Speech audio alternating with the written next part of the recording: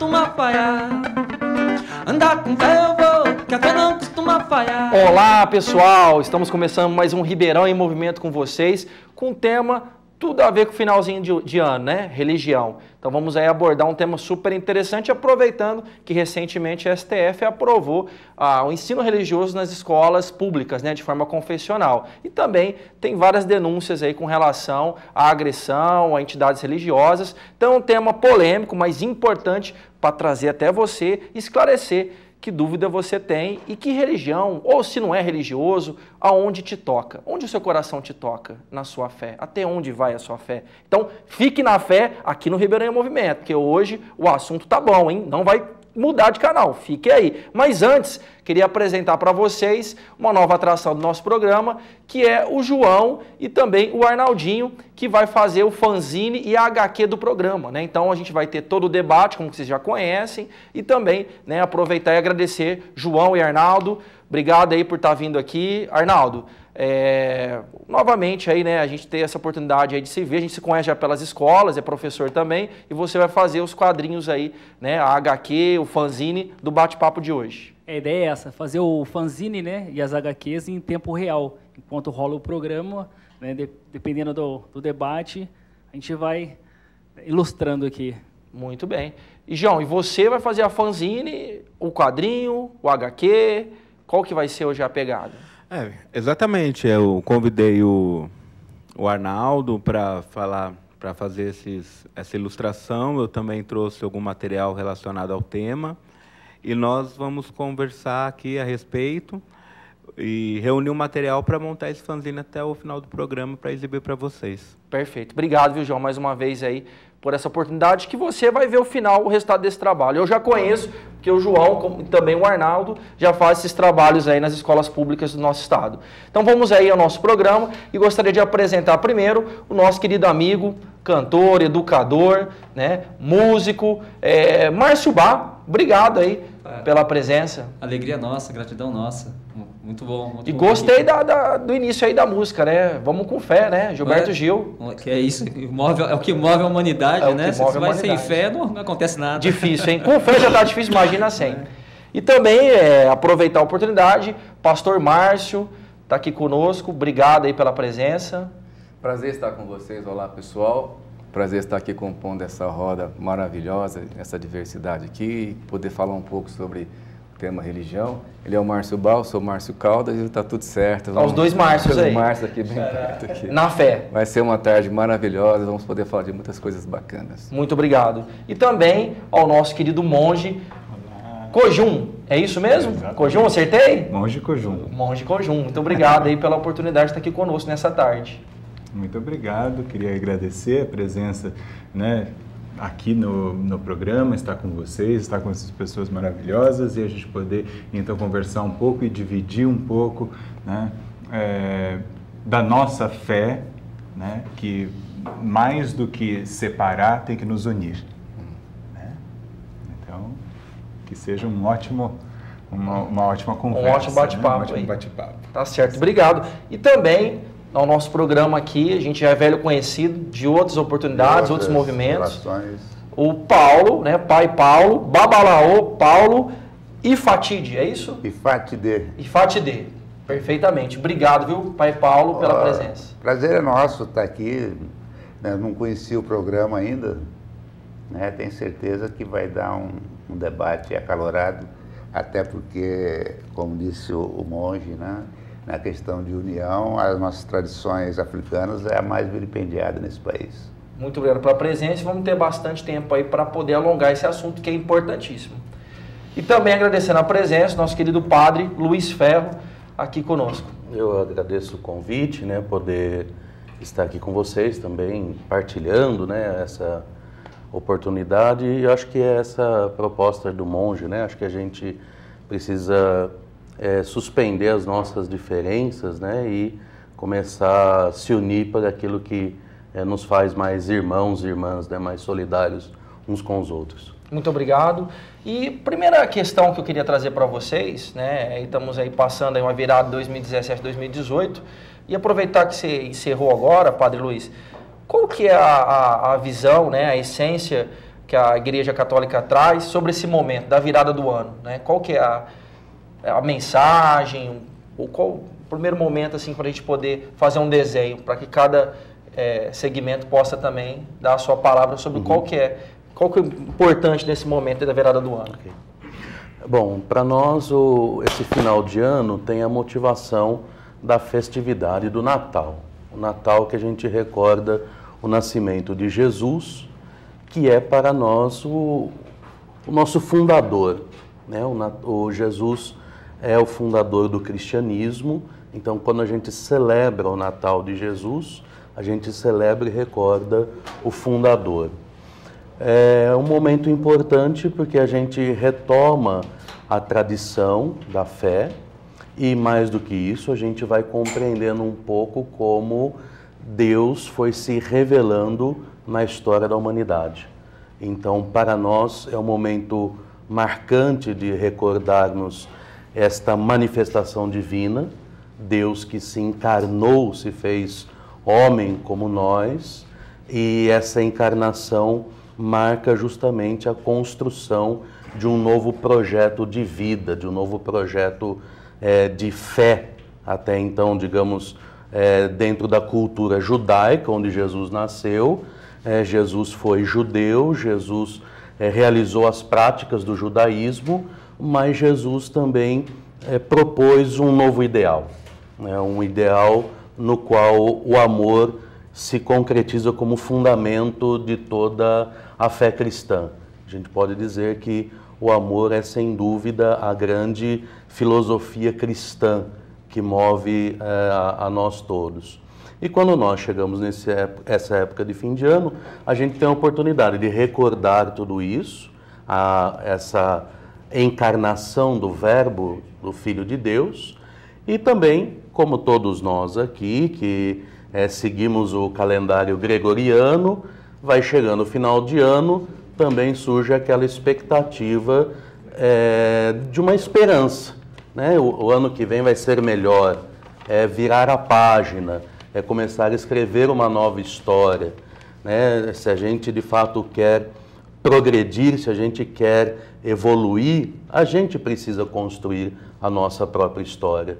E a gente precisa realmente pensar numa nova história, ficar agarrado às estruturas do passado, aquilo que é arcaico, aquilo que, de certa forma, nos enrijece, não permite com que a gente avance. Então, avançar no ano, mudar de um ano, é mudar as esperanças, né? Recarregar as energias. Esse é o significado pra gente, que a igreja traz. Com certeza, acreditar que essa esperança é possível de mudança, né? Monge, e por o budismo, né? O budismo Zen, que é a linha que, pelo menos pelo que eu li, que vocês adotam, tem essa conotação, é diferente? Vocês têm essa comemoração da virada do ano? Como que é a prática de vocês? Tem, na verdade, a passagem do ano é muito importante na cultura japonesa de maneira geral, né, principalmente, né, para o budismo, porque a gente está falando de renovação, né, de uma nova etapa, de uma nova possibilidade de vida. Então é a hora que a gente organiza a nossa casa, joga fora as coisas que não servem mais, e aquilo, né, isso vale internamente também, né, aquilo que a gente sente, as dores, os sentimentos, e segue adiante a partir de uma nova possibilidade, numa busca, né, para uma nova reinvenção, ou para uma reinvenção, melhor dizendo, daquilo que nós somos. Perfeito.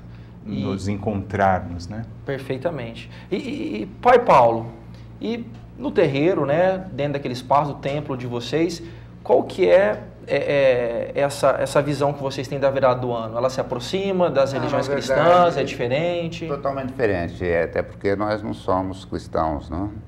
Então o Natal para nós não tem nenhum significado. E o calendário nosso não é o gregoriano. Sim.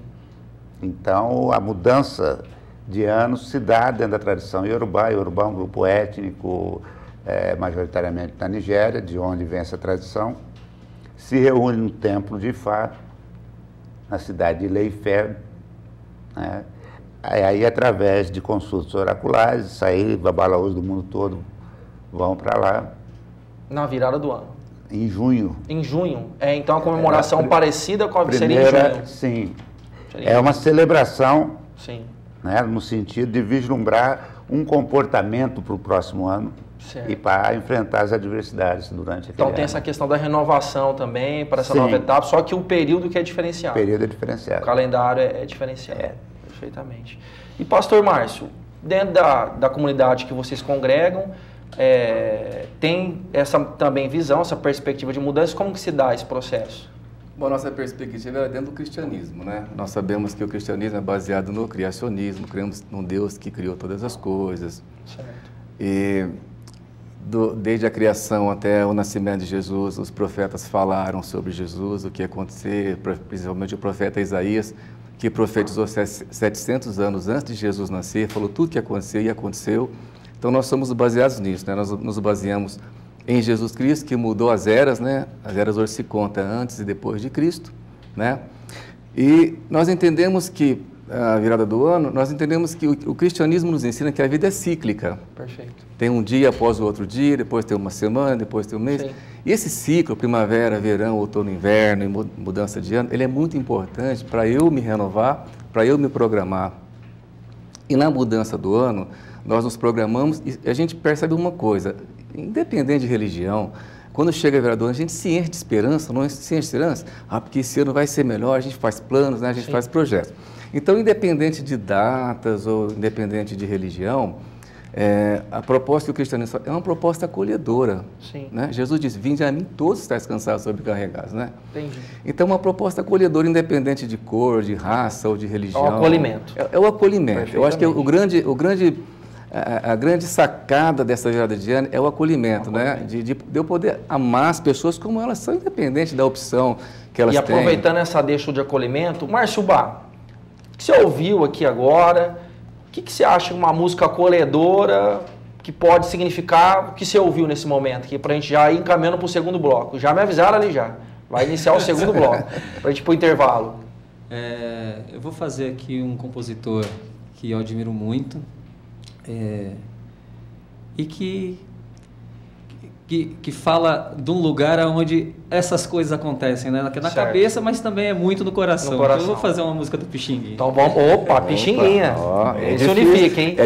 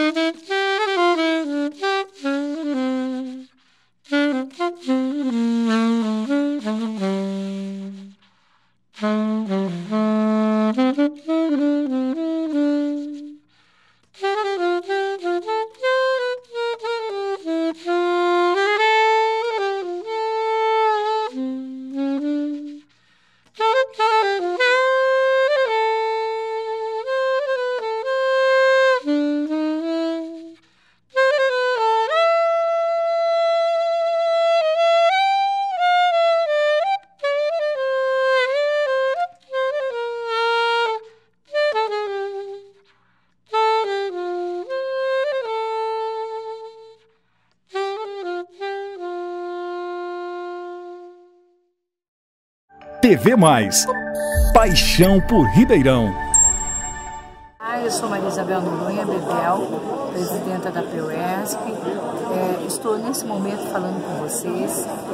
Quero desejar um Feliz Natal, um Feliz Ano Novo. Dizer que a PUESP está sempre à disposição, que nós vamos ter muita luta pela frente, mas quando a PUESP fala em luta, ela faz uma luta pela categoria, mas é também pela educação. Quando é pela educação, está defendendo os filhos e filhas da classe trabalhadora, está defendendo o professor que é o efetivo, o da ativa, o aposentado, todos eles. Então eu quero agradecer muito a oportunidade que vocês me deram esse ano, o apoio, né? E dizer que é muito importante que continuemos juntos. Um forte abraço, feliz ano novo e que tenhamos muitas vitórias e foco aí no futuro para mudarmos esse país que da forma que está não pode continuar.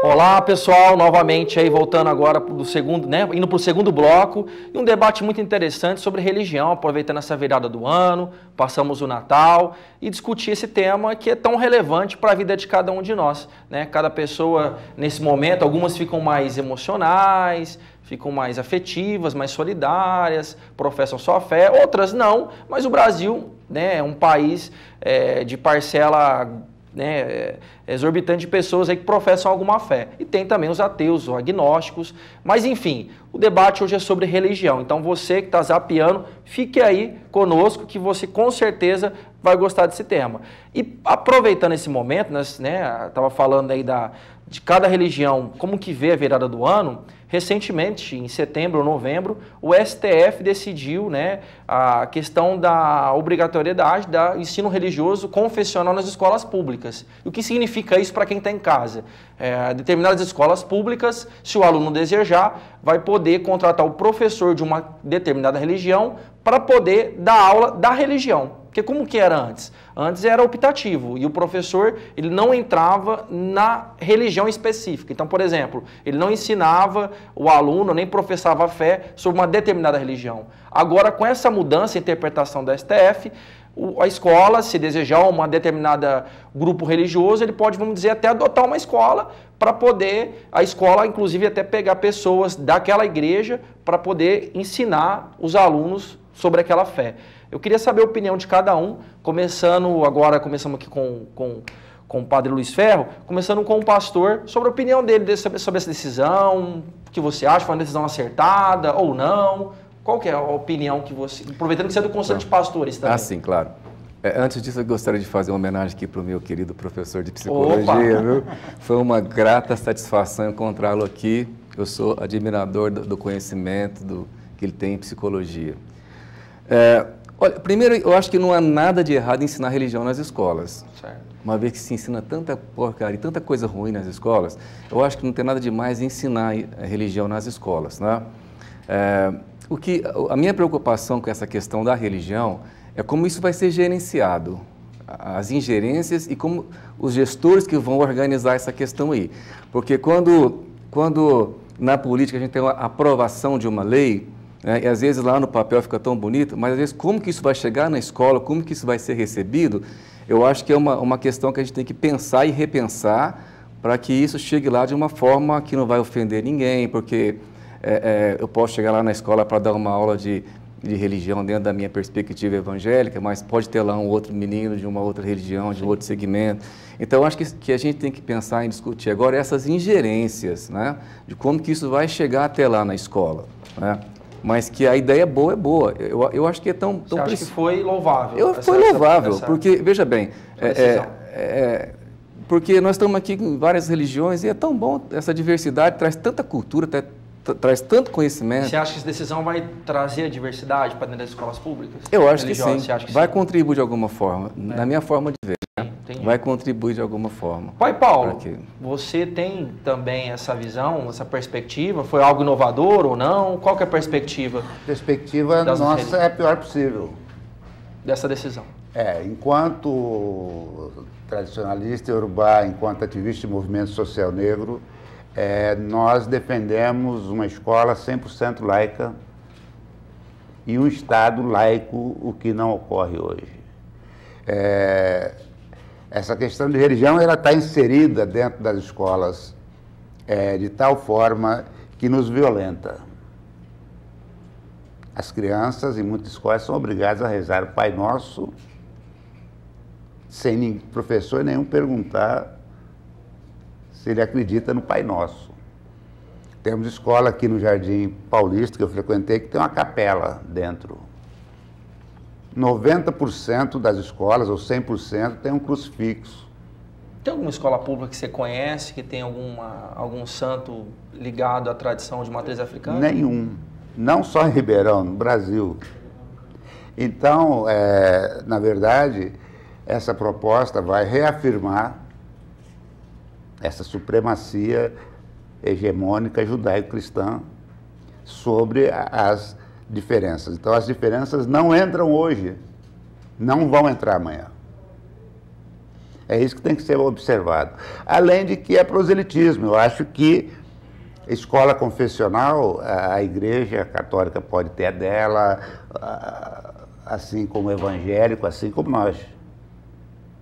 Certo. E aí quem quiser aderir, se identificar com aquela tradição, que vá àquela escola. Sim. Enquanto escola pública, nós somos 100% contrários. Perfeitamente. Porque nós sabemos que só vai reafirmar racismo e violência contra nossas crianças negras que não são judaico-cristãs. Monge, sobre esse mesmo assunto, né? Qual que é a opinião da linha, né, de vocês, do budismo?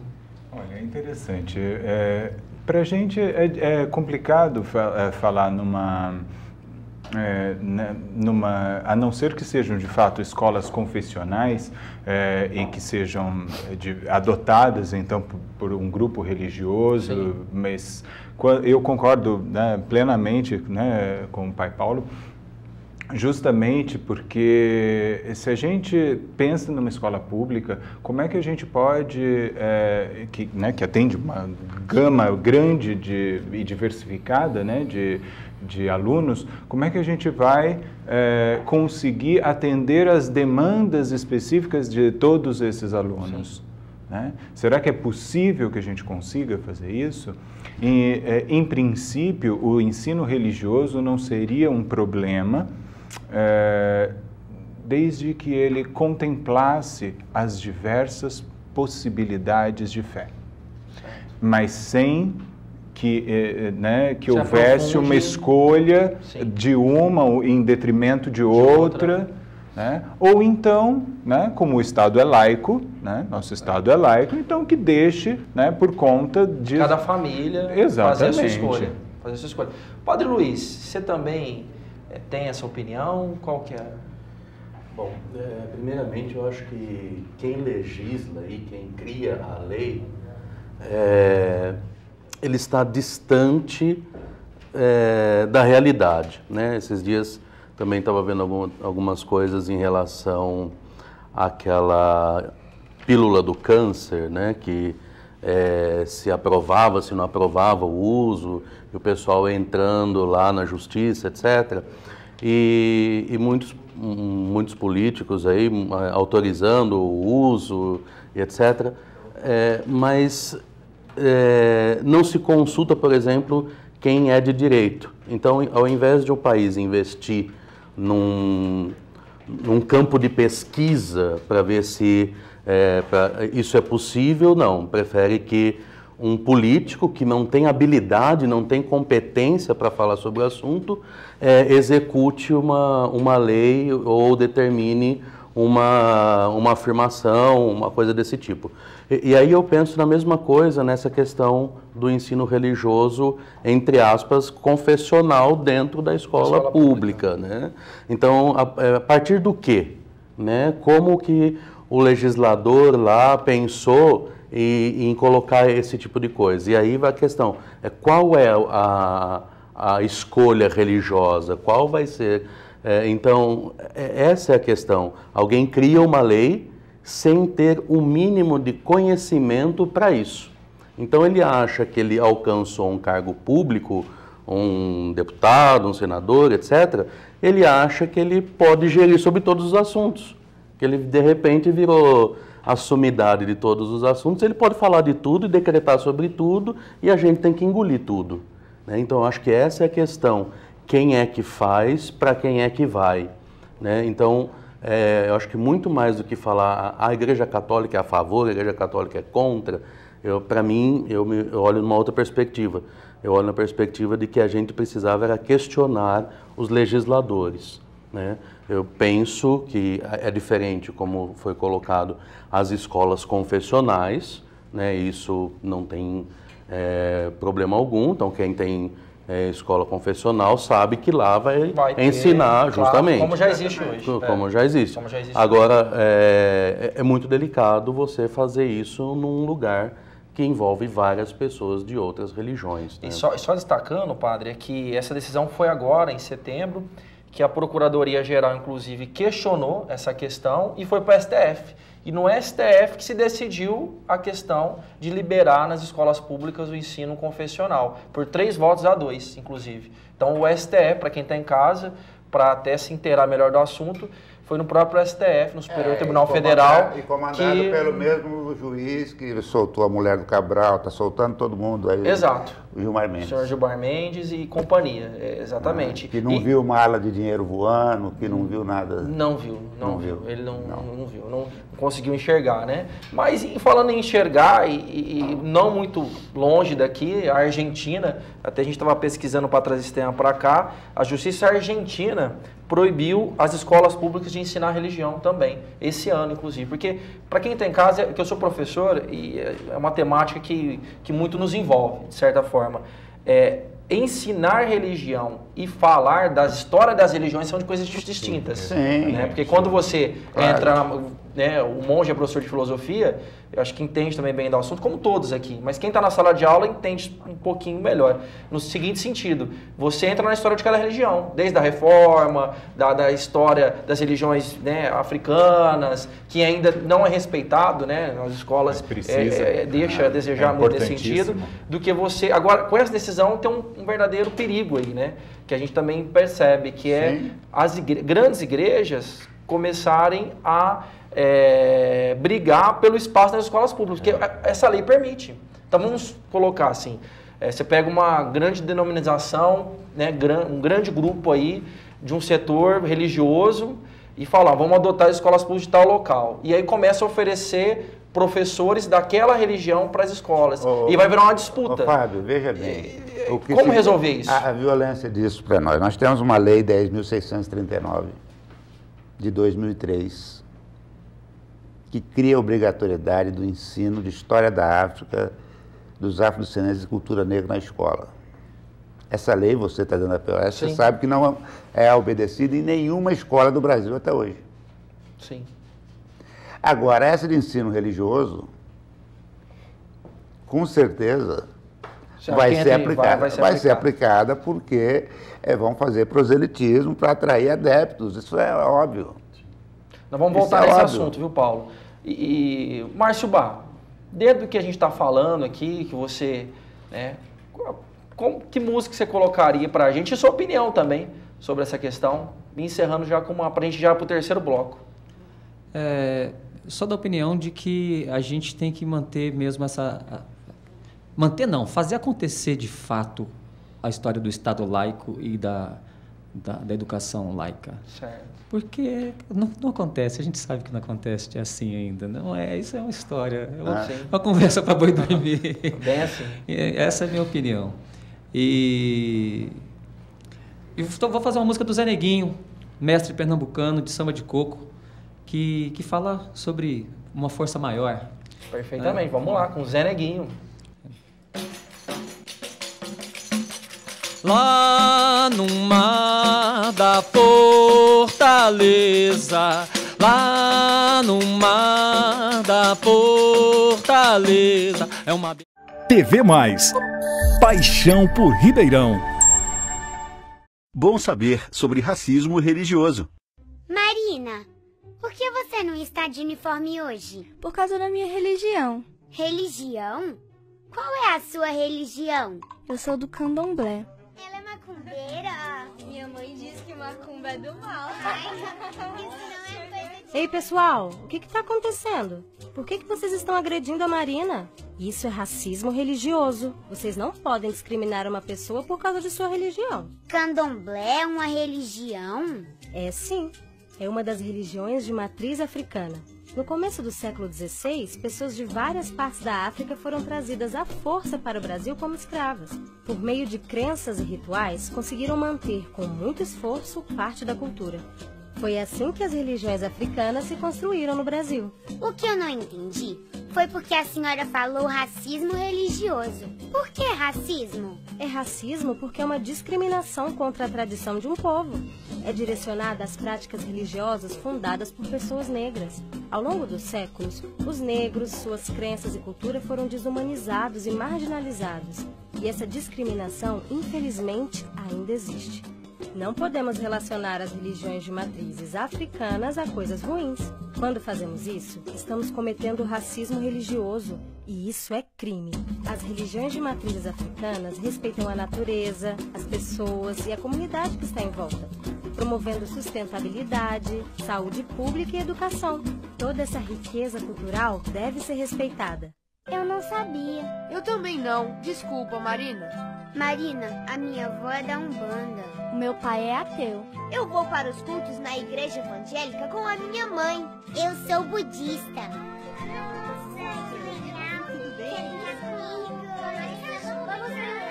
Racismo religioso não pode ser tolerado. Se você foi vítima ou presenciou algo, denuncie. Disque 100. Todas as religiões devem ser respeitadas. Bom saber.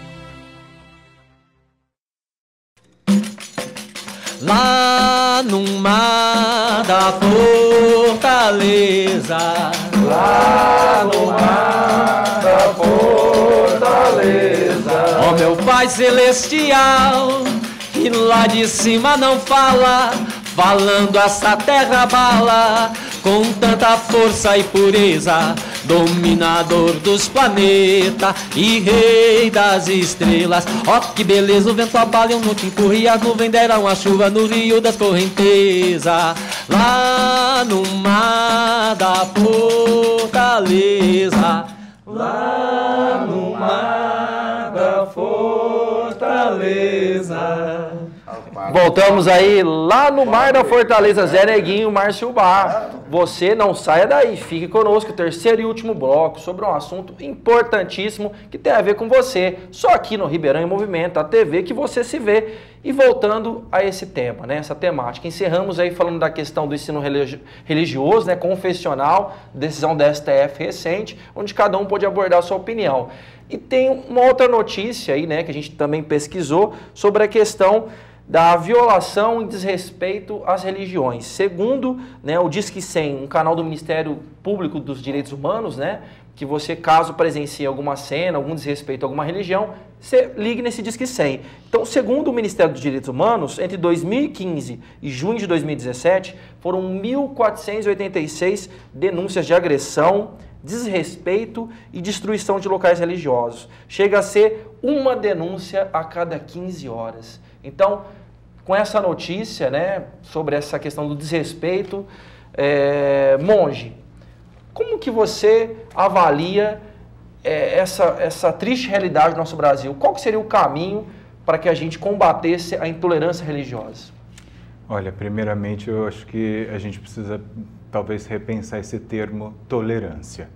Porque tolerar parece que eu não gosto, mas eu tenho que aceitar. Certamente. Agora, acolher, respeitar é uma outra coisa. Quando a gente fala em acolhimento, em respeito, isso quer dizer que a gente, né, eu entendo que há diferenças e eu respeito essas diferenças, né? Eu não vou transformar, né, o meu amigo pastor e aluno, né, em budista, ou assim como, né, o pai aqui, nem o padre, e da mesma maneira eu espero deles o mesmo respeito para que a gente possa conviver em harmonia, em paz, em tranquilidade, né, e sobretudo, né, a gente precisa pensar que dentre os diversos grupos nós temos minorias. E essas minorias têm sido historicamente desrespeitadas. Aproveitando que você falou em minoria, tem aqui, aproveitando o ensejo, no primeiro semestre de 2017 foram 169 registros, 169. A maioria foi contra praticantes da Umbanda, depois o candomblé, e em terceiro lugar por religiões de matrizes africanas. Então, dentro dessa pesquisa, é o que a gente entende. Poderia dizer, pastor, e depois o Paulo também já pode complementar, seria as minorias religiosas são mais atingidas por essa intolerância? Eu penso assim, essa questão da intolerância, ela é mundial. Entende? Não é uma coisa que a gente vive só aqui no Brasil, né? A gente vê a intolerância sobre as pessoas negras, as pessoas menos favorecidas na sociedade, onde a lei não chega, o dinheiro não chega, né? Aquela criancinha lá da periferia, onde se sai lá, onde se diz no estatuto do Estado que tem que chegar lá o prato de arroz com feijão e uma carne, chega lá uma bolachinha de água e sal. Então, são muitas coisas. Por exemplo, dados de agências missionárias, morrem por ano no mundo 100 mil cristãos, só pelo fato de serem cristãos.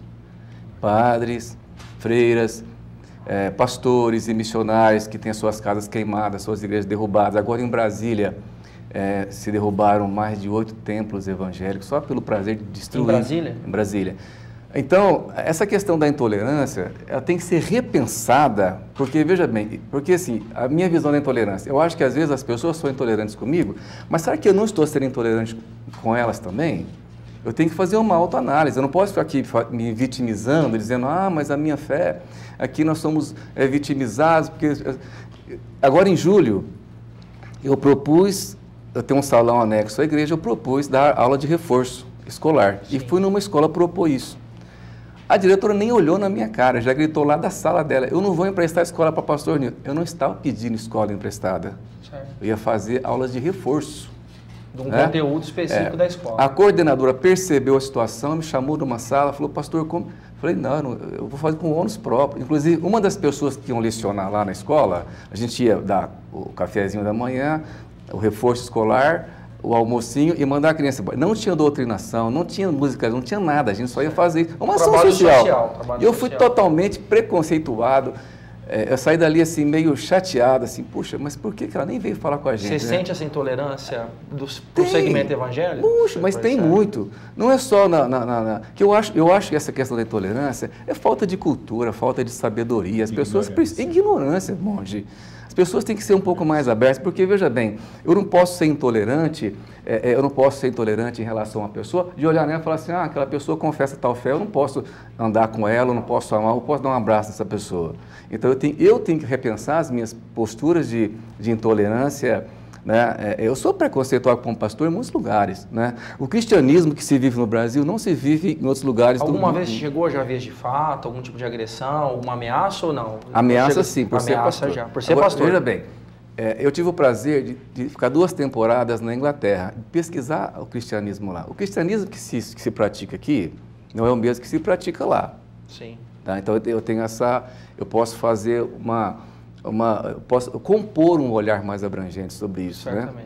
Agora, por mais que a gente seja acolhedor, também não estou aqui me vitimizando, não. Só estou colocando uma realidade. Uma realidade. E aproveitando essa realidade, Pai Paulo, dessa realidade de intolerância que a gente sabe que no Brasil é uma constante, dentro da sua religião, como que você... Eu não trabalho com esse conceito de intolerância, como o monge disse, de um uso inócuo, não faz nenhum sentido. Até porque a luta contra a intolerância, quer dizer, você está lutando para ser tolerado. Então, eu não luto contra a intolerância. No nosso caso, é muito específico. Pela sua pesquisa, são 100% matriz africanas. Exatamente. No ano de 2017. 100%. Exatamente. E por que isso? Né? Nós temos que entender a gênese do racismo. Né? O que possibilitou a reificação, a coisificação do africano e seus descendentes nas Américas? Né? Foi negar cultura, negar humanidade. E aí nós vemos casos escabrosos aí que possibilitam o caso da Cláudia sendo arrastada no Rio de Janeiro.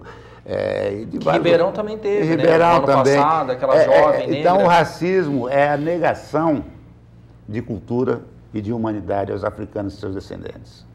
Então não se trata caso de intolerância. Intolerância no caso entre cristãos, pode-se até usar esse termo.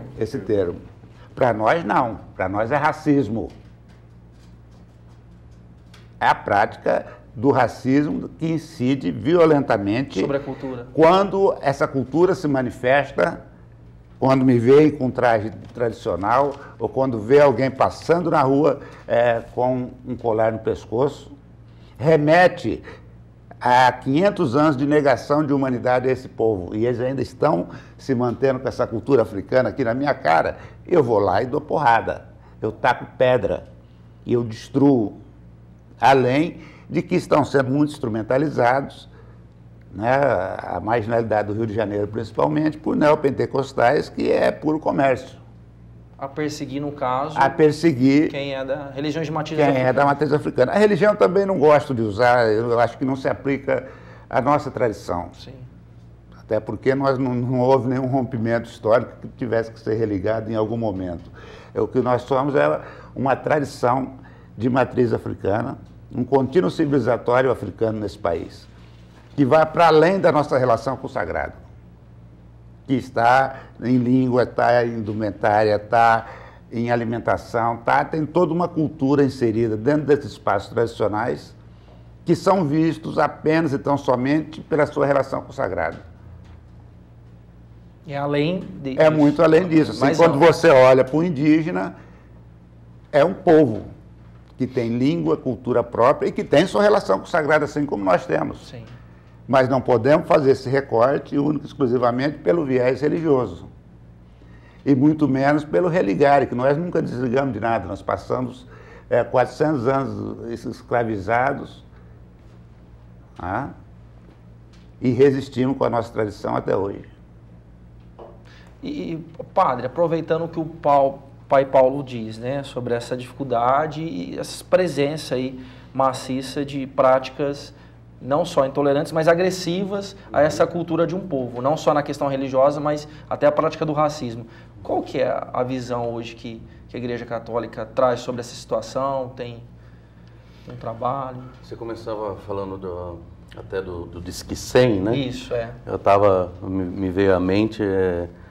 o Disque 100 teria que ser universal, né? Porque recentemente acho que a maior prova de preconceito religioso foi o próprio Trump, ao transferir a embaixada norte-americana para Jerusalém e todo o caos que está causando, né, nesse momento histórico.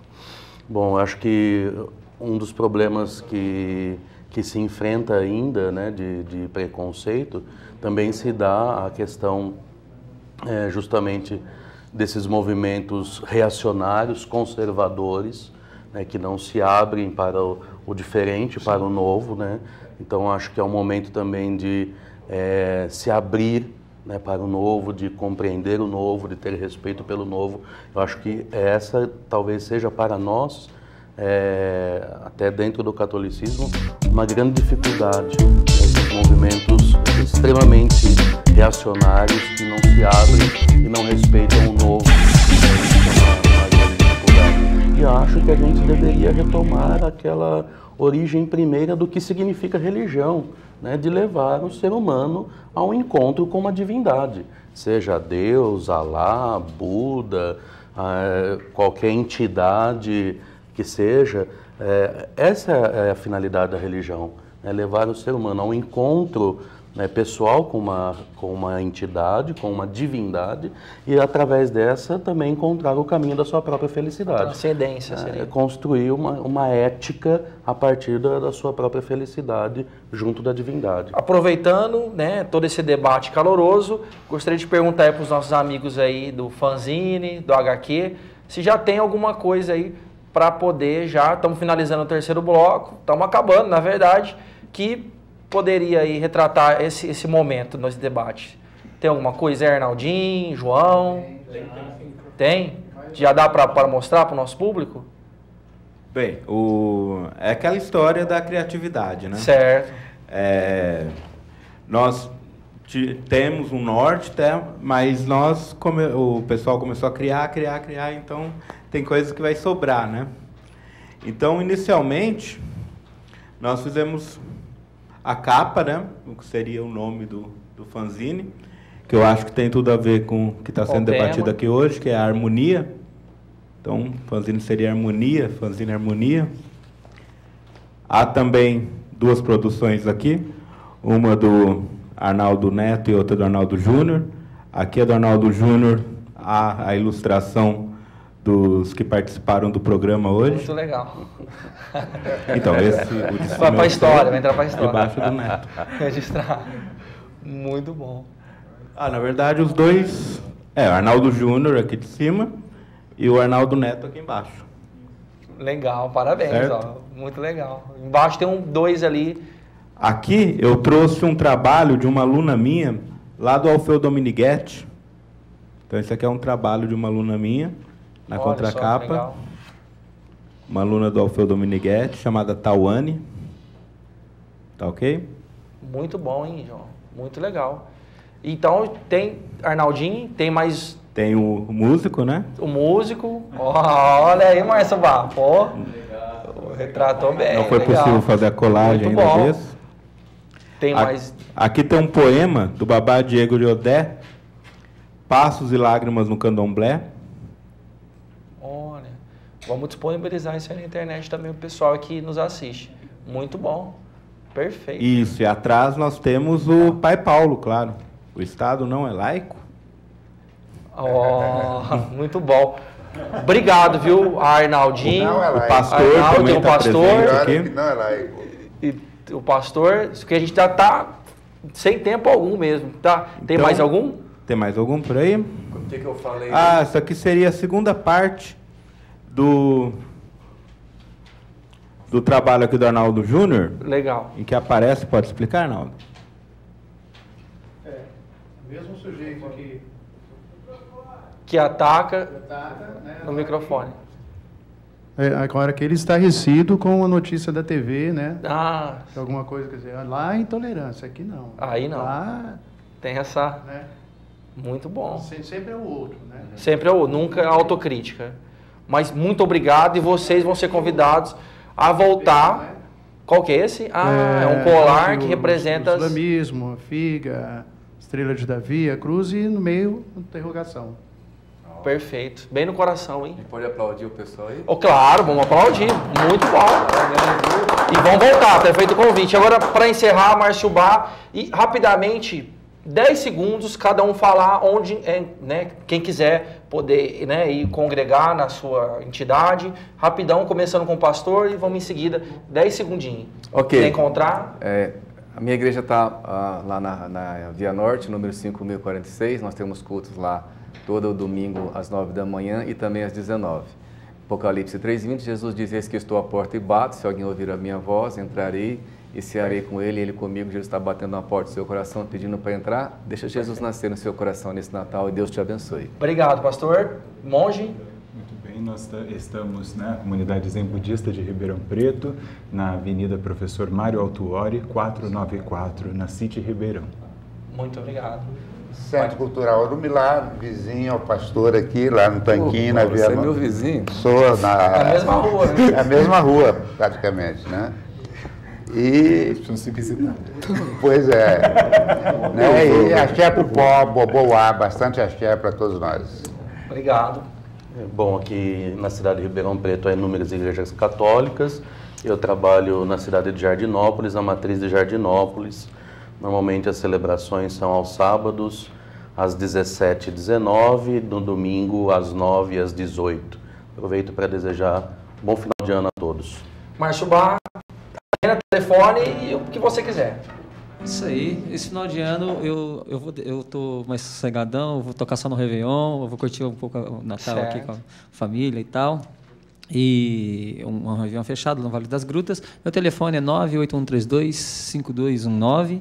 E, poxa, é aula para fazer violão em voz, tocar saxofone, fazer sambada. Estamos aí para fazer arte aí. E eu sou o Fábio Sardinha, Ribeirão em Movimento, tamo aí. Vamos encerrando. Feliz ano novo para todo mundo, obrigado aí, pessoal. Continuamos aí com vocês na próxima quinta. Fico com vocês. Feliz ano novo para todo mundo. Com muita axé, amém, Alá, Buda, com todo mundo. Na unidade. Ela tem raízes profundas, sua copa toca os céus, os ventos cantam, convidando a dançar. Sua cor serena alumbra, teu aroma é cravo em mel, sua presença faz um mundo.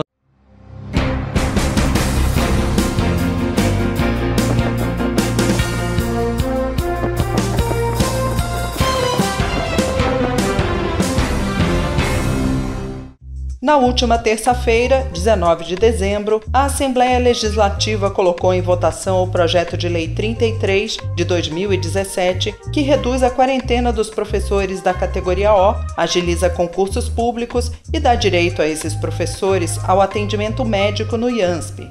É uma forma de contratação de professores temporários com um período delimitado de tempo, né?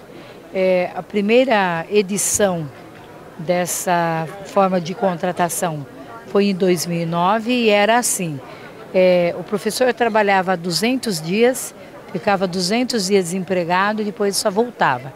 Então e voltava 200 dias depois. O que acabava acontecendo? Não tinha professor para dar aula. Aí diminuíram, aí a gente entrou na justiça, diminuiu para 40 dias, depois, num ano. Depois aí a gente conseguiu, em 2015, com aquela greve que nós fizemos, ficar 3 anos e 10 meses sem nenhum tipo de corte, né, de cumprimento de quarentena ou duzentena. Só que agora eles resolveram, o governo resolveu colocar 180 dias. E nós começamos brigar, porque 180 dias significaria a demissão, né, de 33 mil professores. Agora, no mês de dezembro, só poderia voltar 6 meses depois, né? Muitos, claro, iam desistir de serem professores. Então, nós tivemos o cuidado de mediar com uma proposta, porque nós não queremos nem 40, nem 180, nem 20, nem 10 dias. Nós queremos, na verdade, que tenha uma contratação justa nos termos que está o Plano Estadual de Educação, que diz o quê? Que tem o professor temporário, tenha os mesmos direitos dos professores efetivos, que significa que se tiver aula, ele fica com a aula, se não tiver aí, não tem jeito, mas de qualquer forma você mantém uma contratação mais digna, né? Eu consegui esse ano mediar para 40 dias, né? Com a promessa de que nós vamos fazer a luta pela implantação da meta 18-20, aliás, estratégia 18-20 do Plano Estadual de Educação, que foi uma conquista dessa categoria, né? E nós queremos colocá-lo em prática. Então, esse é o categoria O.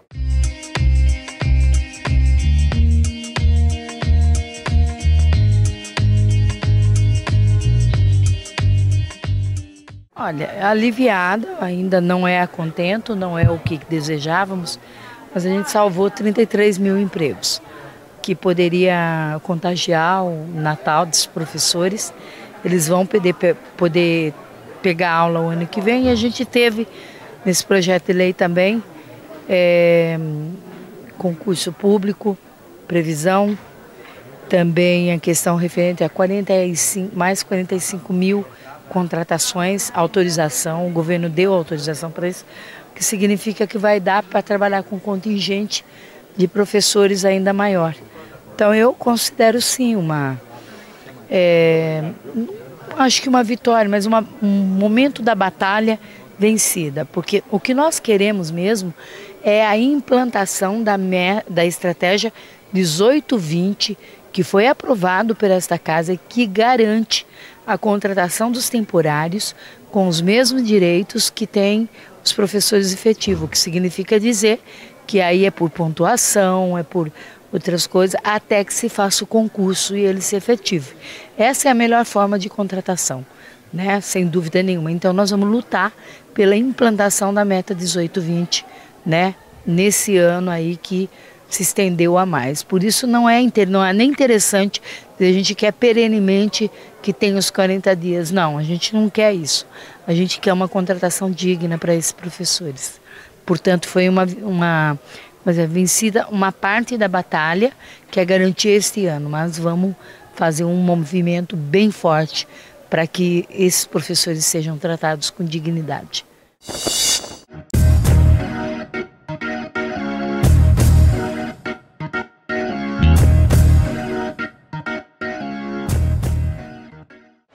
A APEUESP organiza um debate na cidade de Piracicaba, que tem como tema o desmonte da educação, ciência e tecnologia no Brasil.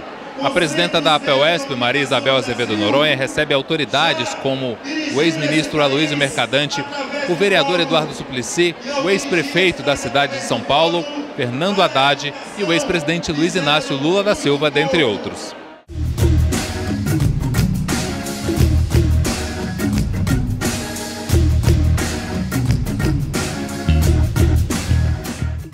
Nós temos um legado de 13 anos de inclusão educacional e social que foi feito nesse país.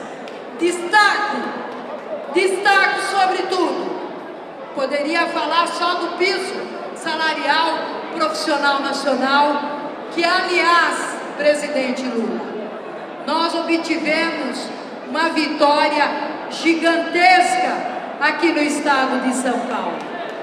O piso salarial profissional nacional nos obrigou o governo do estado de São Paulo a pagar o piso salarial profissional nacional, que foi, senão uma lei sua, presidente, de 2008, e vai ter que dar os 10% no nosso próximo olerite, porque não tem para onde recorrer mais. Os ministros sabem perfeitamente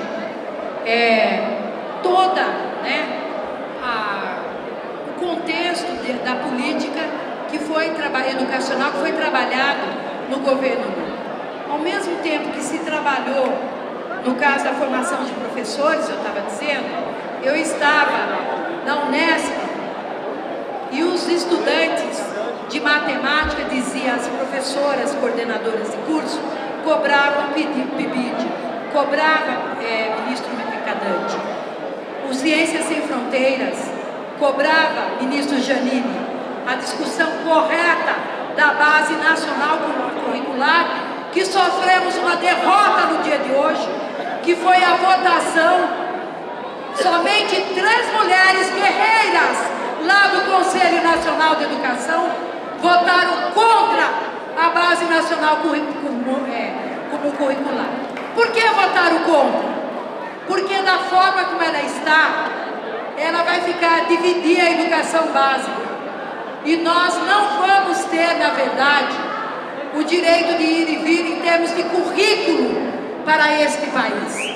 É importante que nós entendamos a importância disso. Com o teatro lotado, foi montado um telão aqui na praça para que a população que não conseguiu entrar pudesse acompanhar e participar também do evento. Por que esta preocupação com a educação? É porque não existe na história da humanidade nenhum país que se desenvolveu sem investir em educação. Não existe nenhum país na história da humanidade, desde que o planeta Terra foi criado, desde que o primeiro homem se deslocou da Etiópia para ganhar o mundo, um país que tenha crescido socialmente e economicamente sem antes ter investido na educação.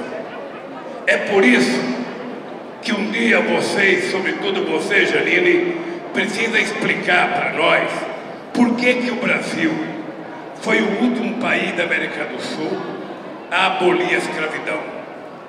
Por que o Brasil foi o último a fazer a independência? Por que o Brasil foi o último a mulher conquistar o direito de voto? E para conquistar, foi uma mulher na cidade de Mossoró, no Rio Grande do Norte, que entrou na justiça e ganhou o direito de voto. E para essa meninada saber por que estão brigando, dizer para essa meninada, Porque o Brasil foi o último país da América do Sul a ter uma universidade. Vocês que são jovens e que, na verdade, são o futuro desse país, têm que entender e compreender por que isso aconteceu.